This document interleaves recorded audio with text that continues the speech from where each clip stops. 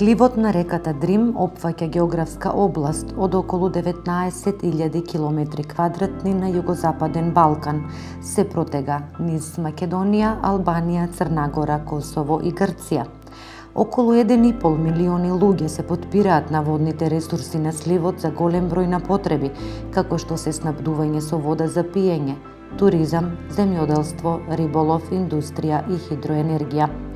Сливот на реката Дрим е меѓусебно поврзан хидролошки систем кој вклучува прекугранични подземни подрачја на Преспанско езеро, Охридско езеро, Скадарско езеро, реката Дрим, вклучително и незините притоки Црн Дрим и Бел Дрим, реката Морача, река Бојана, односно истекот на Скадарското езеро до Јадранското море.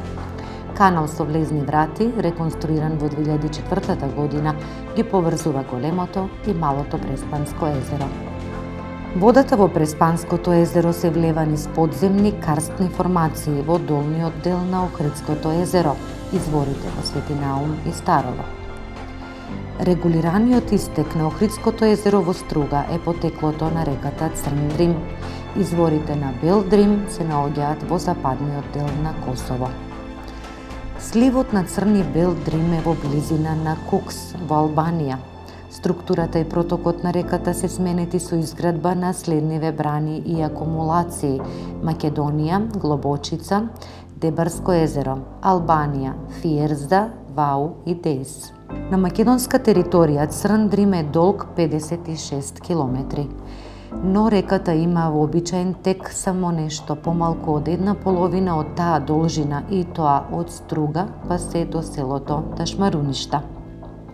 Напуштајќи го селото на север, реката влегува во клисура и веднаш по неа формира езеро благодарение на брана висока 82 метри, сместена 10 километри на север на другата страна на езерото. Браната ја формира акумулацијата Глобочица, создадена од водите на Црн Дрим. Веднаш после хидроелектричната централа Глобочица, водите на Црн Дрим создаваат уште едно езеро со помош на брана висока 102 метри во близина на градот Дебар, Дебарското езеро. Ова езеро е најбогато со вода, вештачко езеро во Македонија. Езерото акумулира 520 милиони кубни метри вода. Од езерото со помош на тунели, водата се спроведува до хидроелектричната централа Шпилје. Реката Црн Дрим изобилува со растителен и животински свет, богат со ендемични видови. Присуството на ендемични форми по должината на реката Црн Дрим се должи на фактот дека условите за опстанок на фауната, а со тоа и ендемичните видови кои се присутни во незиниот тек, се далеку постабилни од притоките. Од особено значење е квалитетот на водата во реката Црн Дрим, што е многу блиску до карактеристиките на езерската вода, имајќи го во предвид фактот дека речната вода е условно езерска вода, особено во горниот тек на реката. Степенот на ендемизам кај инвертебратите е висок и изнесува околу 19%, а класата инсекти се карактеризира со најголем биодиверзитет. Околу 64 од инвертебратите припаѓаат на класата инсекта.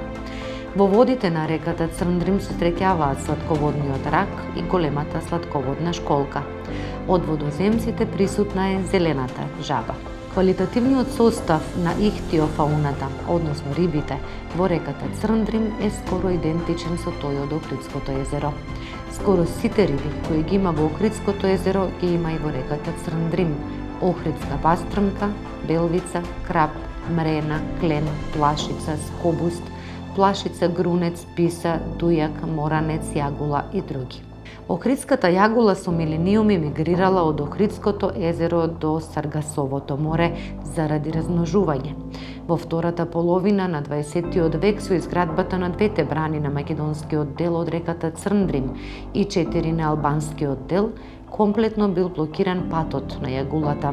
Браните се проблем и за другите видови риби кои од Јадранското море некогаш патувале до Охридското езеро. Според светскиот црвен список на IUCN, европската јагула се смета за критично загрозен вид. Од 1970 година бројот на јагулите е намален за околу 90%.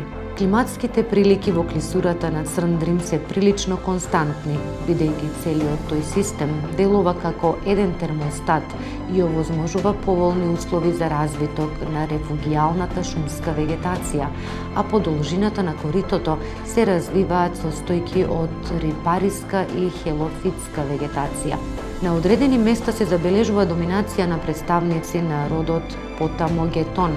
Поради брзиот водотек не е можен развиток на поголеми асоциации на макрофитска вегетација кои битно би влијаеле на рибните популации.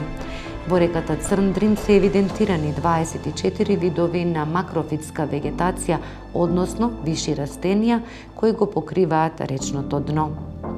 Во реката се идентификувани и голем број на алги, од кои силикатните алги имаат најголем биодиверзитет, односно се застапени со најголем број на видови.